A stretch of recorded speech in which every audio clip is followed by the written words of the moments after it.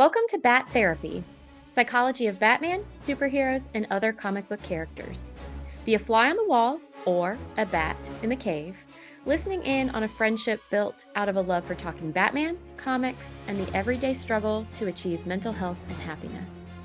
We are your hosts, clinical psychologist Dr. Amelia Brown and educator and comic aficionado Keaton Hopkins.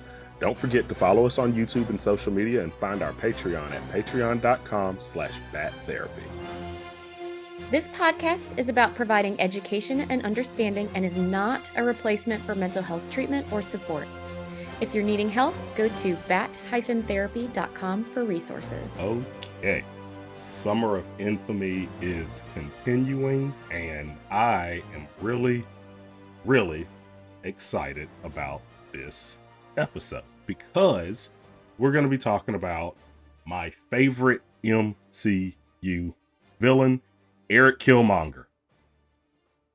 Yes. I'm excited. I really liked his character in Black Panther. Although you said in the comics he's entirely different.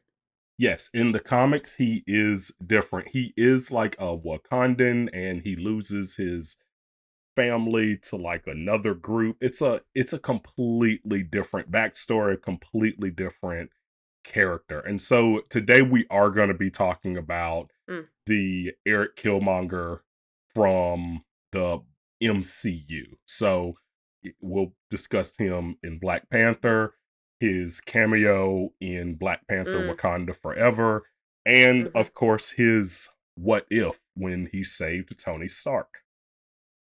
Oh yeah. Yeah. And his character, and they do such a good job with his character because it's such an interesting backstory because he is by blood Wakandan royalty.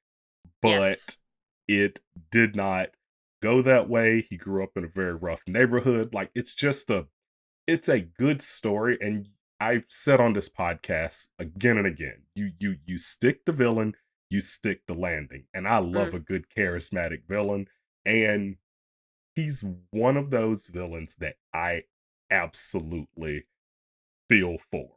Because at the time when that movie came out, there was a lot of animosity in this country. I mean, there still is, but like at the time it came out, it was really like during the the full force of like the Black Lives Matter movement and things dealing with police brutality and unarmed police shootings.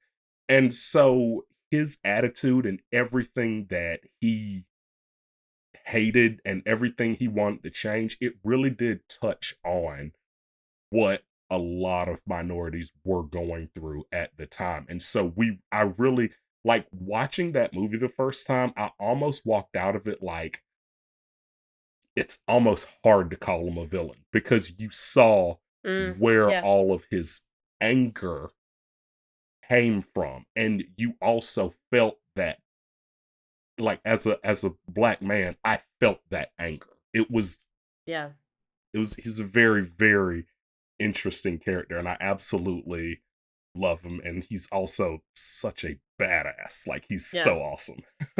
I think it's interesting how you were just describing him just now. So this last time that I watched it, because you're right. I mean, where you are in time really does, it hits you in different ways, I think, especially a movie like this, because it hits on, especially for the United States, it hits on just a lot of different things about Black identity, African identity, African American identity.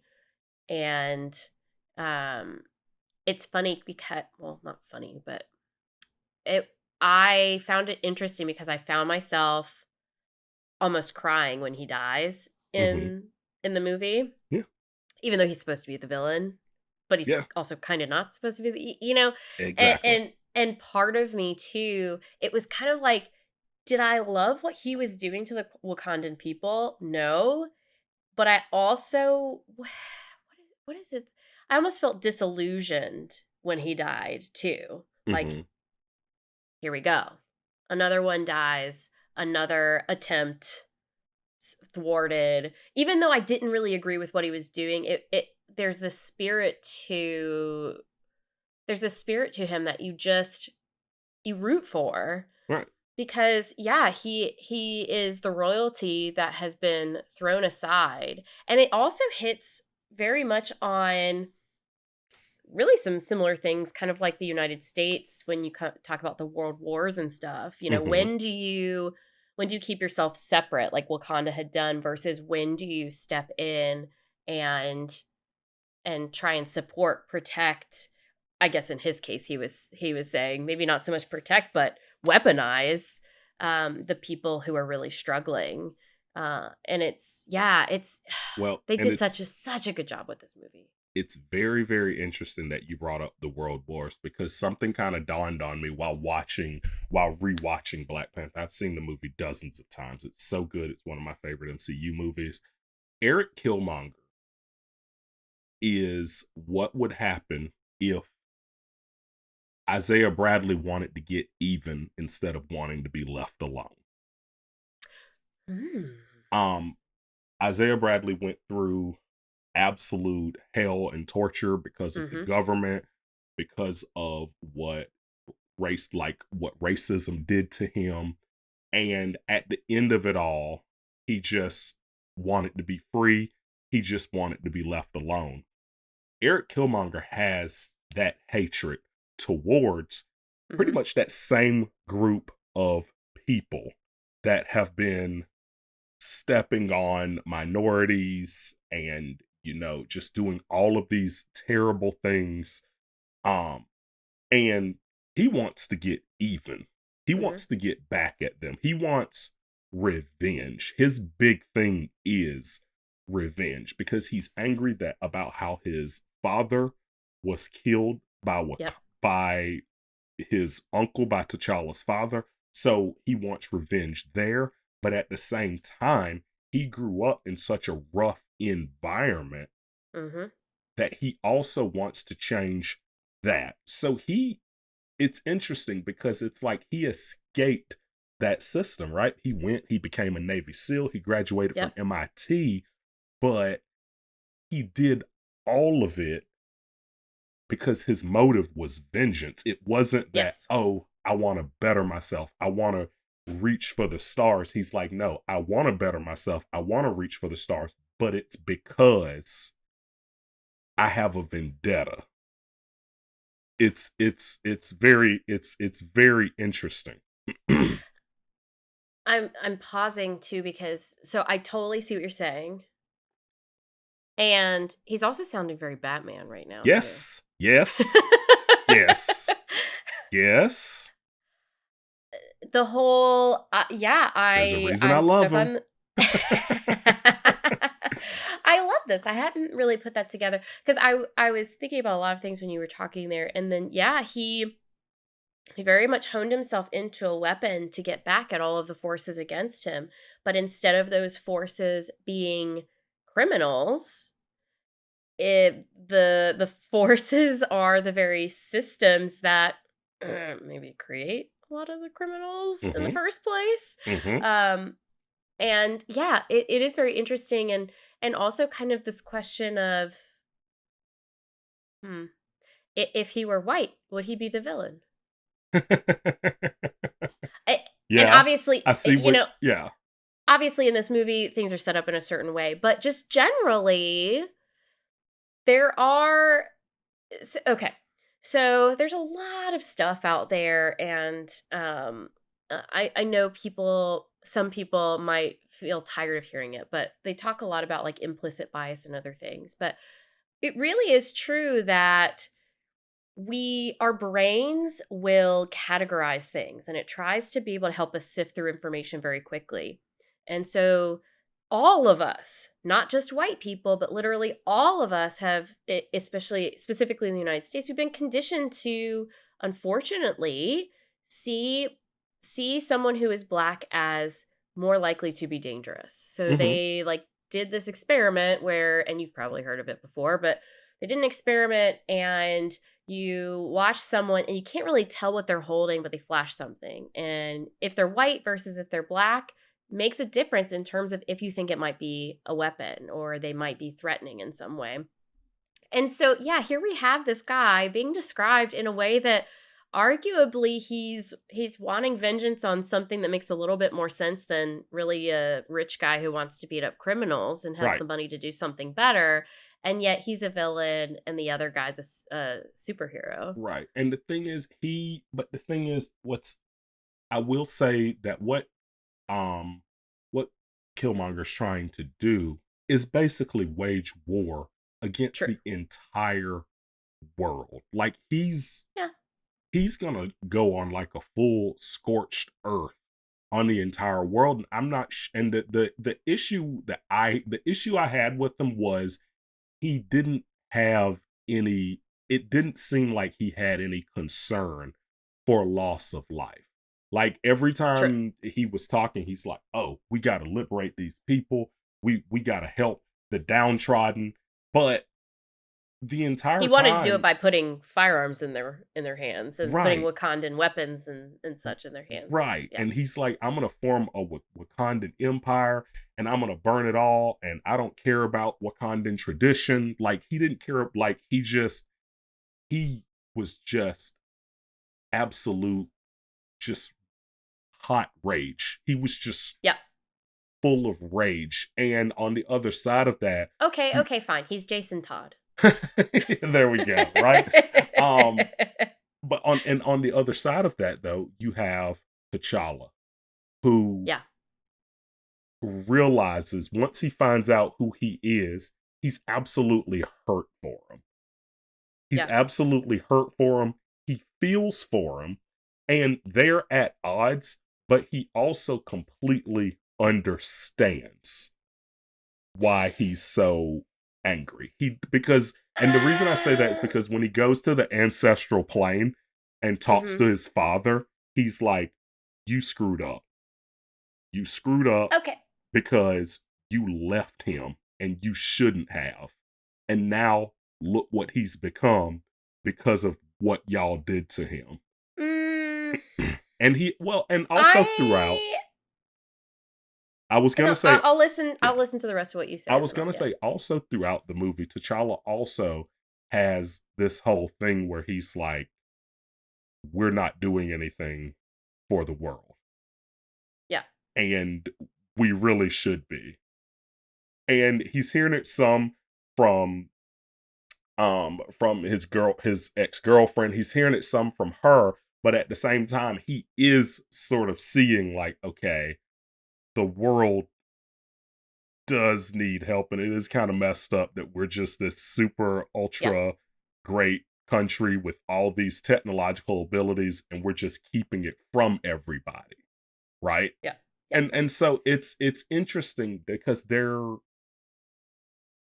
him and Eric, I feel like, are two sides of the same coin. You know, one is very militant, let's wage war and change things. And by the end, T'Challa is like, let's change things, but let's do it diplomatically. Yeah. I'm gonna argue that T'Challa does not understand him. Okay. Um. So okay. So one thing about the word understand that I think for me, we might be on the same side of this whole thing, and just Okay. the verbiage for me I get stuck on. So a lot of times when people are going through something really intense or emotional, um, that can be a trigger word for people to say like I understand Oh, okay. because let's take this. You have someone who grew up grew up in a violent neighborhood, had to pull himself up by his bootstraps despite the fact that people saw him as lesser because of his race, um, who saw his dead father and saw his father killed by people who actually didn't have to deal with all of these different things going on and they abandoned him. Then you have this kid who grows up in a wealthy royal family in a country that has essentially created a protective bubble around itself. He also has special powers. He's been put in this point of privilege. and understandably wants to look for peaceful resolution because that's what he grew up with. I think that him understanding Killmonger, I think that's, for me personally, I find that to be too strong of a word. I don't Okay. think I see what you're saying. I don't think he truly understood Killmonger. Maybe at the end he Okay. started when he took Killmonger, when Killmonger was dying, and he mentioned how his father talked about showing him Wakanda, and then T'Challa took him to see the sunset. That is, I think, the moment I see when what you're saying. he was finally seeing that connection. But I do get where you're coming from, and I do think that they are these interesting kind of other sides of the flip sides of the coin of each other. Um and it's just, yeah, it's a very interesting thing at play because they both have a lot going for them. But So they grew up in very different sets of circumstances. so do you And think I'm sorry, go ahead. oh, I was just gonna say, and so I think it's tricky. Like, would Killmonger still be Killmonger if he had grown up in Wakanda? Would T'Challa still be T'Challa if he had grown up in Oakland? So I don't nature know. versus nurture. Yeah, yeah. Right. And the thing, and so I guess my question, so I guess, is it one of those things where you think it is having sympathy versus having empathy? Like T'Challa can have Mm, sympathy for Killmonger, but he can't have empathy because he mm. doesn't actually know what it feels like. Yeah, I think that's the thing. So, sometimes when I'm working with someone, um, they'll share something that there's literally no way that I will fully understand what that's like. And um yeah, there's a difference between saying like I understand versus there's no way that I could understand what you're going through right now. Right. I just want to be here for you as best I can. Right. And I do think T'Challa is trying to get there, but he has a huge distance to cross. Yeah. His background is so different, and he wasn't even a spy like what's her name? Um his love interest, whose name I'm forgetting. You know me and names. Um but, you have Yes. some characters who have kind of Nakia. seen the thank you, Nakia. She's a spy, so she's kind of, seen some of the underbelly of life, but he's grown up in a royal family Right. in a very well-off country. I think you can try and help someone in a well-meaning way and miss the boat, and I think that's where T'Challa was for a chunk of the movie, but he got to a place where they were able to connect. But yeah, there's a difference between like I have walked a mile in your shoes versus I see that you've walked a mile in your shoes, so I understand that you are blistered and bleeding and hurting. And like you said, up a lot of it is upbringing and conditioning. I remember having a Mm, conversation with a friend. They were white, and they didn't understand what I meant when I said, when I see a police officer, uh, I feel fear instead of, oh, okay, it's a cop. yeah, And they just did not understand how, like, because of everything that happened as black male, when I would see a police officer, my first instinct was mhm, fear and not, oh, someone that protects me. And it's not that mhm, I'm unable to be around a police officer. I mean, I was in a car accident a couple months back and the police showed up. It was a very good interaction. I was glad that they yeah, were there at that time, but you know, flashing lights in my rear view because I'm speeding or because I have a tail light out, absolute terror, right? And yeah, it's just because of the times we're in, what we've been conditioned to, what's been going on. It's a source of fear, and they could not fathom Yep. that, right? Because And I I mean, think yeah, to a certain degree, T'Challa probably cannot either. right. Now, obviously, he's not a white dude, but he grew up in a country in Africa where Wakanda is a very special place. Hmm. Because of what that country is, he essentially probably approaches Killmonger with a similar disconnect, like you're Yes, talking about. Because yes, yeah, he would have no idea. Probably he would say, okay, well, this is what police are meant to do, and therefore here is how I respond. And he could probably, if he were in the United States or delved into the history enough, he could probably understand or maybe have a little bit more attention to things, but it probably wouldn't hit him in the same way. right. But by the end of the movie, that there just that one little phrase from Killmonger, and he realizes that I am in the privileged place, and he's Hmm. been desperately trying to get here, and his rage was so intense and so high that when he got to Wakanda, he didn't even look at the landscape. Right. Like, think about that, Yeah. because the response T'Challa had was to show him the landscape, Hmm.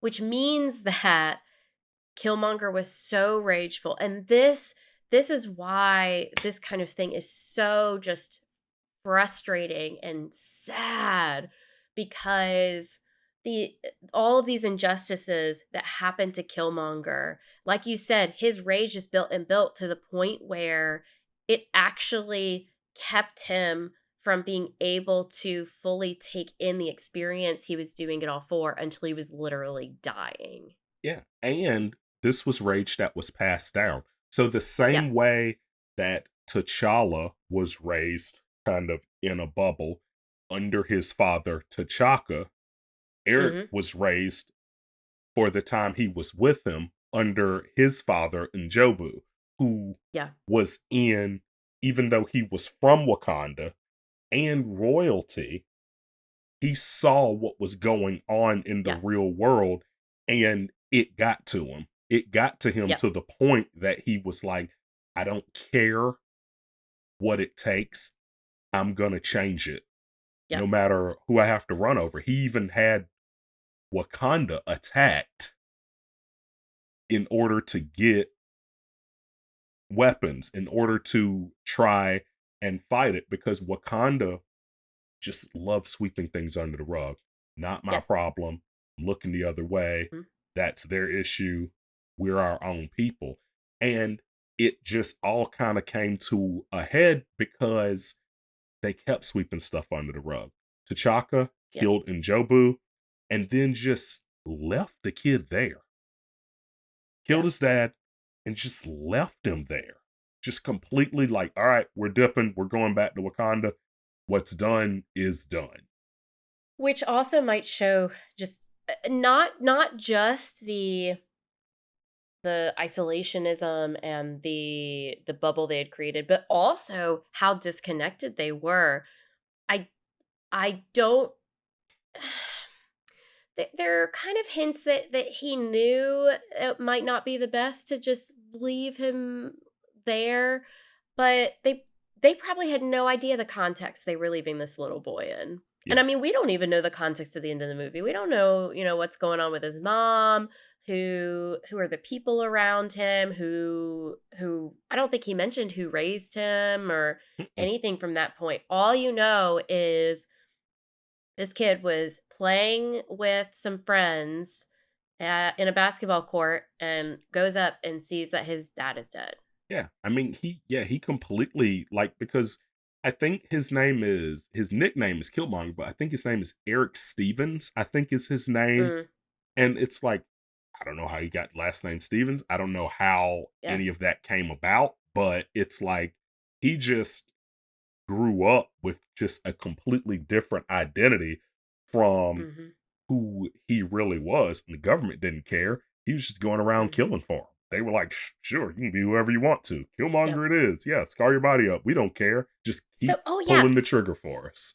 Okay, speaking of the scars, is that something they pulled from the original character, or is that Do you know if that's new to the MCU or? I'm not sure. I'm not sure of that, but yeah, in the MCU, he's just yeah, he's covered in scars, and I guess He's like Victor Zsasz level yeah, covered in yeah, honestly, scars. and honestly, looking at the number of scars on him, it's like that level of scarification. I think he has Victor's ass beat by a lot. I mean, Like, it was a lot. oh my gosh, and he even says like it's and like I said, he was just on a path. He was just on a path because he's even talking. He's like, I killed in Afghanistan, Iraq, even here in my own country. Mhm. Also, I could get right here because Yep. he just wanted revenge against the whole world, Yep. including where he came from, because he felt deserted by them, which is a whole nother thing, because it's Yep. like, yeah, he's angry at the system that he's raised in, but it's a whole nother kind of anger when you feel deserted and left. Yep. There's a video game that I played a long time ago, and I cannot remember the name of the game, but I always remember the tagline. It was "The forgotten never forgive." Mm. And it's it's so hard to forgive someone that you feel like just completely forgot about you and deserted you. And and it's not like he felt that way. That's what happened. Yeah. That's what happened. His uncle came to their house in a bad neighborhood, killed his father while he was downstairs playing basketball, and left. Yeah. And left. And you're so right that it can really hit hard to be neglected.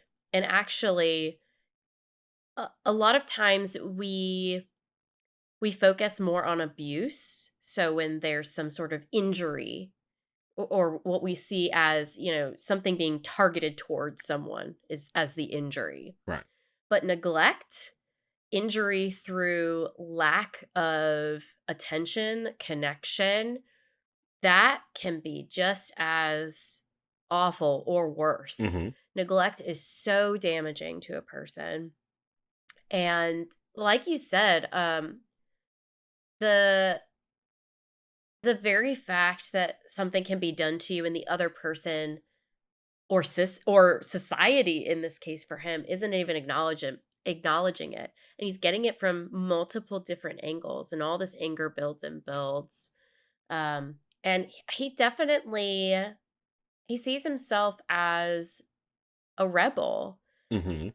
which makes sense. I mean, he doesn't fit anywhere. He even at the end when T'Challa wants to try and save his life, he this is actually what got me almost crying was he was talking about, and he would have been one of the ancestors on the slave ship who jumped into the ocean because it's better, essentially it's better to die free than Mhm. to be captured. And there's just so much to him that is trying to, gosh, I don't know what it is for him. Maybe it's to prevent the next little kid from becoming Killmonger. Yeah. Maybe that's what he's going for, cuz he's not trying to save himself per se. And yeah, he wants to take people out, but he also wants to arm all of the neglected. I think he wants, yeah, I think he wanted to prevent the next Killmonger from happening. Yeah. Yeah, and the thing, and it's so sad because like even at the beginning, when you first get introduced to Njobu, Killmonger's father, he's pleading with T'Chaka. He's like, "Yeah, I was here to just observe." He said, "But I observed as long as I could." He's like, Mm, "Their leaders." I think that I have the quote here. It says, "Their leaders have been assassinated.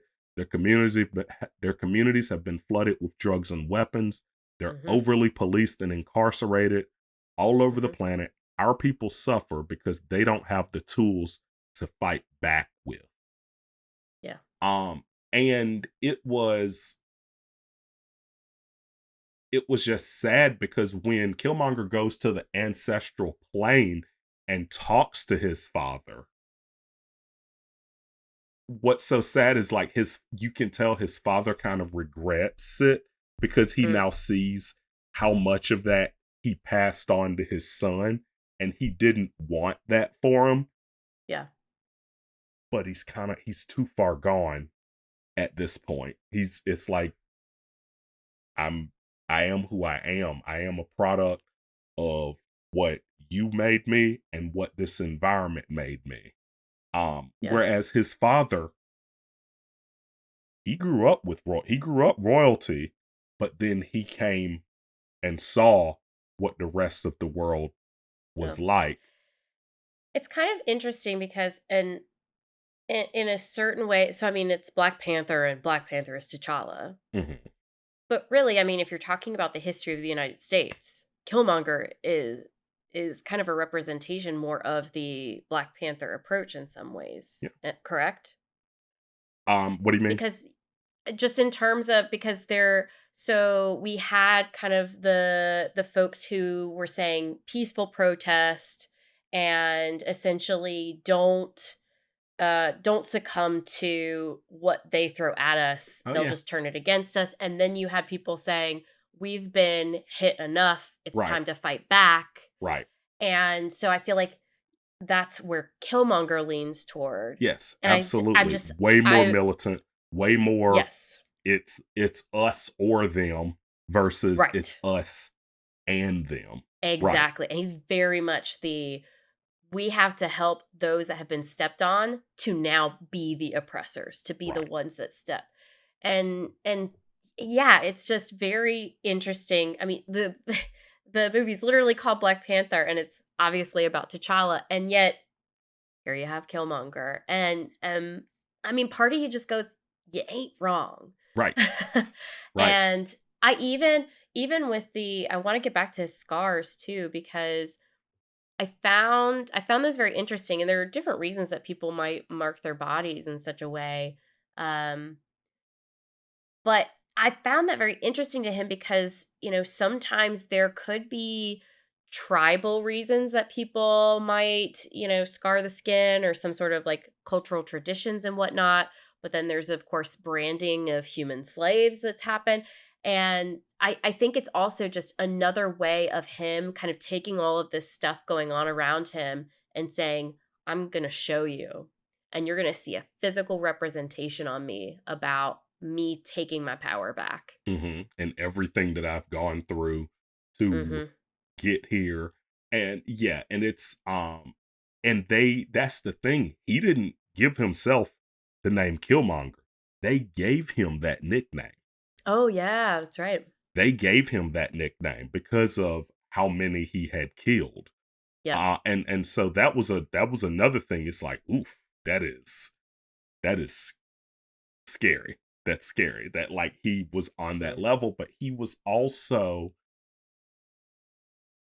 extremely brilliant. Like when they first introduce him and he's talking to the lady in the Mm. museum, Yep.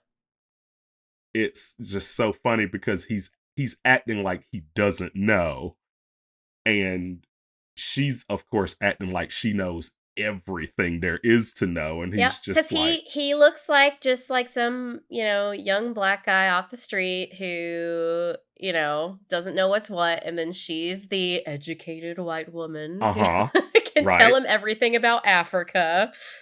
Yep. Yeah, and Yep. he's like, I "Yeah, you're love that wrong." Yeah, scene. and it was great because he's like, "You're wrong. That's okay." And yeah, Yep. but then the violence starts, which is rough, but like it's one of those things like, yeah. Yeah, I like they did a great job of showing why he was um why he was angry. And Yeah. what's even And yeah. he's you know what? Dude also likes to enjoy himself. Oh yeah. He would he's definitely someone who enjoyed the throne. I mean, like, in that scene, for example, he sees that one tribal mask that's really showy and whatnot, and he's like, "I'm gonna take this. I like it." And then he, of course, with Black Panther, he picks the showier, necklace that has the Black Panther uniform in it and stuff. So, like, they also kind of, like, hint at these things. Like, he's a showy guy. He likes power. He likes kind of showing what's what and whatnot. And at the same time, he's a bit of a rangeful killing machine. Mhm. But like, and what's even wilder is to give even more credit to why he feels the way he does. Mm. The director of Black Panther, Ryan Coogler, Uh-huh. he went to his own bank and tried to Oh, yeah. withdraw money, and he gave a note because he was just trying to remain inconspicuous. He didn't want people to know, like, oh my God, Ryan Coogler said. He gave the bank teller a note. The bank teller put in an alert that he was trying to rob the bank, and he was detained by Yeah. police for trying to withdraw money from his own account. Right. Yeah. And so it's not like, the thing is, like, I get it. Like, I get it. It's one of those, every time I watch Black Panther, the dichotomy of it is Mhm. very, very interesting, because T'Challa is, he is so noble. He's awesome. Yeah. I love T'Challa. I do. And he Rest can in peace, Chadwick afford to Boseman. Oh my be God. noble. Yeah. He He can can, afford to be noble. yeah. And I think that's the thing, and, yeah, Chadwick Boseman's amazing. Yeah, he can afford to be noble in a lot of ways. Now, when the going gets really rough, you see him be able to hold on to being noble when things are hard. So Mhm. we definitely have to give that to him. Um, but yeah, that he comes from he comes from a place where he would not have gotten detained for robbing the bank. Right. Right. That's a very, God, very that's a very good point. But yeah, yeah, and that story. it was, what was interesting too is in Black Panther, Wakanda Forever, when Shuri goes to Mm, the ancestral plane thinking that she's either going to see her mom or her dad or her brother, and it's Eric that's waiting that's when you there. go, oh shit. For, yeah, honestly, like, when I went to see it, because I actually got to see it about a few weeks before it came out, Nice. because I was reviewing it with JVS. I went up to DC and watched it with Sam. Um, and he had already seen it, and he was just sitting there looking at me, waiting for it. It was great because, yeah, like, as soon as it panned around and it was him, I was just like, oh, oh. And he's like, yeah, you shocked to see me? Well, it's because you have a thirst for vengeance and revenge, just like I did. Yep. And he explains it to her, and she's just like, I'm nothing like you. And he goes, he's basically like, you wouldn't be seeing me right now if you weren't. Like, it's, And yeah. and that, I wonder if that's part of why he doesn't truly feel like a villain, because he embraces the reality of that. Hmm. He's not denying his rage and the fact that he is scorched earth about things, and that it's about vengeance. And for a lot of people, we will layer on excuses. We'll layer on kind of deflections for ourselves because it feels bad to acknowledge those kinds of things about ourselves. We like to think of ourselves as T'Challa, more noble creatures. Hmm. But there's darkness and dirtiness to being human, and he doesn't shy away from it. And actually, there's something respectable about that, i.e., you don't want to be on the opposite end of a weapon that he's holding. But Right. there's something about that I think is just refreshing in some ways. Yeah, he's definitely, and he is unashamedly a product of his environment. And he also is one of those people that I feel like sees the bigger picture. Mm, He sees the bigger picture. Now, his interpretation of it, big question mark, right? yeah. Because waging war on the entire world, I don't think that's the way to get what you want. At that point, it's more revenge than Yeah. trying to help someone. Yeah. It's more about him than it is about everybody Yeah. else. You know, a tough thing about this too, and how do I word this? I have a lot of respect for people who have worked in the military. I work with veterans all the time. They're amazing people. And an unfortunate reality is just so in our country, if for listeners who are from different countries have different ways that you might end up in the military. For ours, most of the time you volunteer, but there are recruiters, and recruiters are supposed to hit certain numbers, and they're going to go for certain communities. The rich people aren't sending their kids to the military unless they are a military family for the most part. A kid from Oakland who is angry and willing to kill for you and is also super smart and apparently really good at it. He was also, I mean, in some ways, he was also built into a weapon by his own country. So his country, where being grown up as a black kid in Oakland was rough, and then he was honed and refined Mhm. in the military. Yeah. And he was like, "Now you've made me the weapon that I wanted to be, and now I'm going to target myself towards something." And so once again, I really respect people who have been in the military, and there's really tough stuff people have done. But some people can really struggle because there are things that you do in the military, and then what do you do from there? And especially for him, he grew up in a more violent neighborhood. Then he went and he did violence for the military. It makes sense that his solution in the future is What else? what? Yeah. What else It's is there? violence. Not Yeah. diplomacy, right? No, violence is what gets things done. Right. And by the way, if he was killing in the way that it sounds like they're hinting at, his violence probably was a lot of solutions that no one else knew Yeah. about. Because they even talked He about how was he did Mhm, ass- assassinations. Like he was exactly. part of a He was sent hit to squad. do the Yeah. secret stuff. Yeah. Yep. And yeah. Wow. Yeah. Purely a product of Just so how, many yeah. environments. Of, Yeah. yeah. So many rough, brutal environments. So yeah, I really feel for him. Very, very charismatic character. There was a part of me that hoped that he was not dead and that Mm, T'Challa like changed his mind and saved him anyway. Like there was a part of me that wanted that just because so many times you get a charismatic character like that and you hope that they can be like an anti-hero later on yeah. or come Mhm. around and like we see him again. It's like nice, but for him, like unfortunately, his story ended there with the rage. And I mean, but at the same time, like you said, the way he died, he was like, I'm not gonna live in a cage. I'd rather die. Yeah. And Yep. like it's like he died for what he died for what he believed in. He did. Yeah. And yeah, he was a very beautiful character. I loved him as a villain. My favorite MCU villain.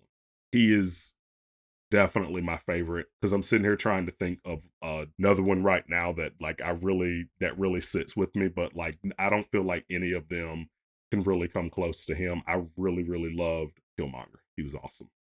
Thanks for nerding out with us. I'm clinical psychologist Dr. Amelia Brown.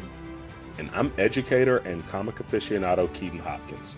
Check out my TV and movie reviews on YouTube at Team JVS. Check out our website at bat-therapy.com, our Bat Therapy YouTube channel, and follow us on social media. And don't forget our Patreon page at patreon.com/battherapy. See you next week. Same bat time, same bat channel.